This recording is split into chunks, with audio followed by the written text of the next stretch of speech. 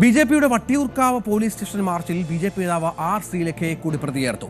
Deputy mayor ആശാനാഥിനെയും കേസിൽ പ്രതിയാക്കിയിട്ടുണ്ട്. പുതിയ report കോടതിയിൽ പോലീസ് സമർപ്പിച്ചു. സംഭവത്തിൽ ശ്രീലേഖയെ പ്രതി ചേർക്കാതിരുന്നത് വിവാദമായിരുന്നു. സാരംഗ് സുധാകരൻ വിവരങ്ങൾ പങ്കുവെക്കും. സാരംഗ്, പോടാ പുല്ലേ പോലീസ് എന്ന് വിളിച്ചത് കേരള പോലീസിന്റെ മുൻ DGP ആണ്. താൻ പോലീസിലിരുന്നപ്പോഴും ഇത്തരം മോശം പ്രവർത്തി ചെയ്യുന്ന പോലീസുകാരെ പോടാ പുല്ലേ എന്ന് വിളിച്ചിട്ടുണ്ടെന്ന് ശ്രീലേഖയുടെ ഫേസ്ബുക്ക് പോസ്റ്റ് മറ്റും ഉണ്ടായിരുന്നു. ഇപ്പോൾ പോലീസ് കേസും എടുത്തിരിക്കുന്നു. ഇപ്പോൾ എന്താണ് അത്യപൂർവമായ ഒരു സംഭവമാണല്ലോ, എന്താണ് ഇതിന്റെ വിശദാംശങ്ങൾ? രഞ്ജിത്ത്, തീർച്ചയായും. കാരണം ഈ ഒരു വിഷയം മലമുകളിൽ നടന്ന ഒരു സംഘർഷവുമായി ബന്ധപ്പെട്ട് പോലീസ് അതിക്രമം കാണിച്ചു എന്ന് ചൂണ്ടിക്കാണിച്ചുകൊണ്ട് നടത്തിയ ഒരു മാർച്ചിലാണ് ഈ സംഭവം നടക്കുന്നത്.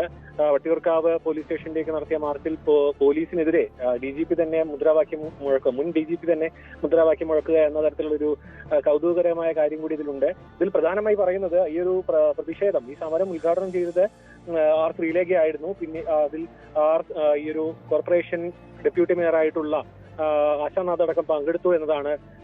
ഈ രണ്ടുപേരെയും ആദ്യം കേസിൽ ഉൾപ്പെടുത്തിയിരുന്നില്ല. കണ്ടാൽ അറിയാവുന്ന 50 പേരെ മാത്രമാണ് കേസിൽ ഉൾപ്പെടുത്തിയിരുന്നത്.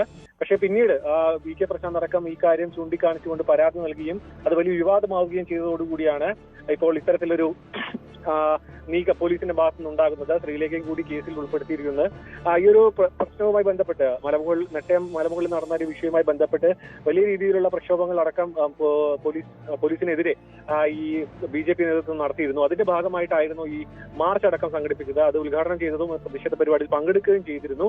അതിലാണ് ഈ തരത്തിലുള്ള ഒരു പോടാപുല്ലേ പോലീസ് എന്ന തരത്തിലടക്കമുള്ള മുദ്രാവാക്യങ്ങൾ മുൻ DGP വിളിക്കുന്നത്. എന്ത് തന്നെയാലും പോലീസ് ഈ നടപടിയുമായി മുന്നോട്ട് പോവുകയാണ്. കോടതിയിലടക്കം റിപ്പോർട്ട് സമർപ്പിച്ചിട്ടുണ്ട്. ഇതുവരെ ആർ ശ്രീലേഖയുടെ പ്രതികരണം ലഭ്യമായിട്ടില്ല.